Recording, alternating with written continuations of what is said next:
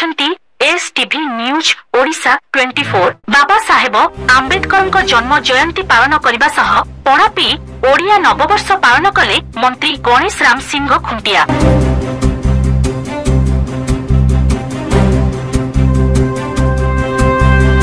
आमर गणतंत्र को संविधान भली महान उपहार बाबा साहेबंकरु मिली। बाबा साहेबंकर उत्तुंग व्यक्तित्व और विचारु प्रेरणा नहीं भारत एवं भारतर लोकतंत्र नुआ उच्चता को छुईछि। समानता, स्वाधीनता और बंधुत्वर जो परिकल्पना बाबा साहेब देश सामने रखिथिले, आज सेही महापुरुषंक 135तम जयंती। एही अवसर रे राज्य सरकारंक जंगल, परिवेश और जलवायु परिवर्तन मंत्री गणेश राम सिंह खुंटिया जसीपुर धोबाड़िहा ठारे थिबा आंबेडकरंक प्रतिमूर्ति रे पुष्पमाल्य अर्पण करी भूपदे पूजार्चना करिबा परे श्रद्धांजलि अर्पण करिथिले एवं परे जसीपुर महाविद्यालय ठारे आयोजित एक साधारण सभारे जोग देई लोकंक सह पणापी ओडिया नववर्ष पालन करिथिले।